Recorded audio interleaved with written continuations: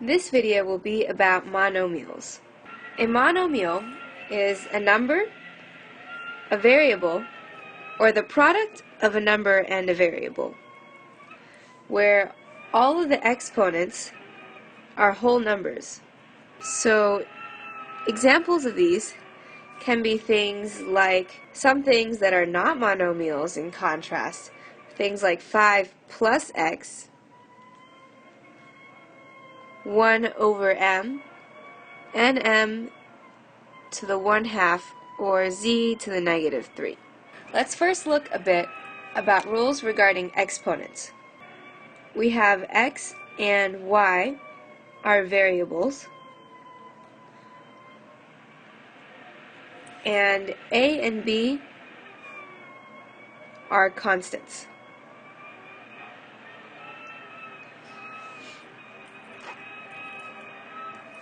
So the first rule says that x to the power of a times x to the power of b equals x to the power of a plus b. We also have x to the power of a over x to the power of b equals x to the power of a minus b.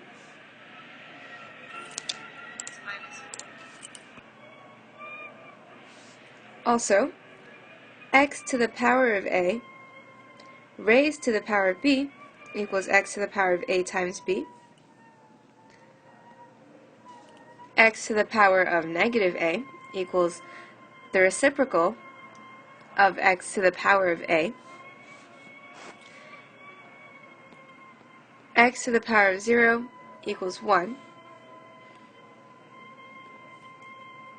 X times y to the power of a equals x to the power of a times y to the power of a. And lastly, x over y to the power of negative a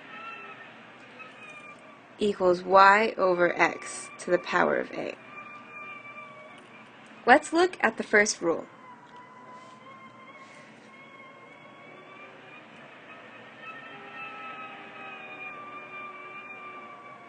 To see why this is true, we can write out the definition of an exponent.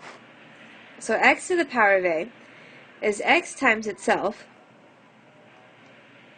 a times. And then x to the power of b is x times itself, b times. So then we see that the total number of times x is multiplied by itself is a plus b times, which is the same thing as saying x to the power of a plus b. Let's look at the second rule. X to the power of a over x to the power of b. Again, we can use our definition of exponents. So we have x times x multiplied by itself, a times, over x multiplied by itself, b times. Now, assuming that a is greater than b, we can cross out all of the b's on the bottom and bx's on top. This leaves us with a minus b left on top. And so this can just be written as x to the power of a minus b. All of the other rules can be proved in similar ways.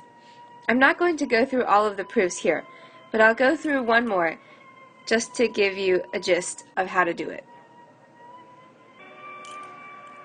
The final one we'll look at is x times y to the power of a. If you use the rules of exponents, this is x times y multiplied by itself 8 times. Now we can use the commutative property of multiplication and rearrange. So we have x times x, and put all the x's together and all of the y's together.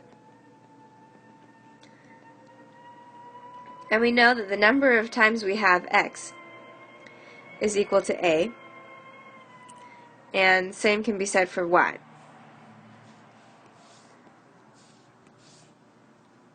So this can be expressed as x to the power of a times y to the power of a. Now we'll look at something called exponential notation. Exponential notation is very useful when you want to express very large or very small numbers. The format for a number in exponential notation is one digit followed by a decimal point followed by any number of digits times 10 to the power of n, where n is some integer.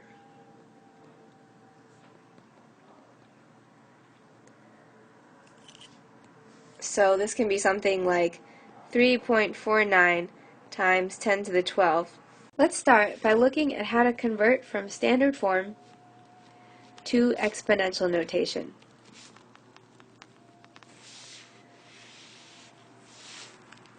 The general way to do this is to first identify where the decimal point should be.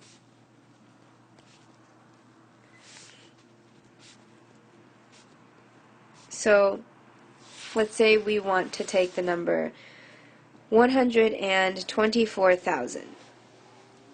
Right now, the decimal point is after the last zero, so we can imagine it's something like this. We want to move this decimal point right here so that we get something in the form of 1.24. Now the second step is count how many times you have to move the decimal point.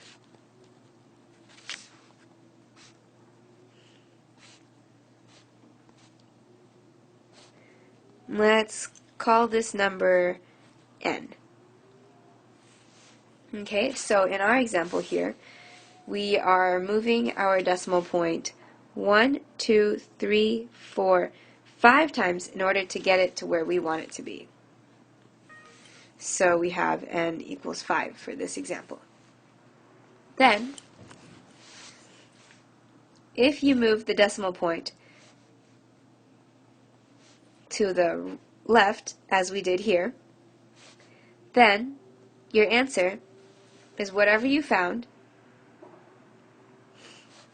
times 10 to the power of n. So in this case, that would give us 1.24 times 10 to the power of 5. If, however, we had to move the decimal point to the right, then your answer would be whatever you got times 10 to the power of negative n.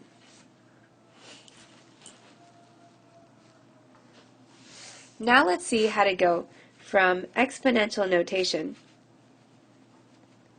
to standard form. We can split this into two cases by looking at the exponent. Again, we'll let n be the exponent. N is either greater than 0 or n is less than 0. If n is greater than 0, then you write out the digits that you have in front, however many there are, ignoring the decimal point, and then you add zeros to the end until you have a total of n digits behind the first digit. If I had 5.432 times 10 to the power of 8, then I would write out all of the digits, so 5432, ignoring the decimal point, and then I'm going to add zeros until I have a total of 8 digits behind the 5. So since I already have 3 digits here, I only need to add 5. 1, 2, 3, 4, 5. In the case where n is less than 0, then you start out by writing zeros. So you're going to have 0.000.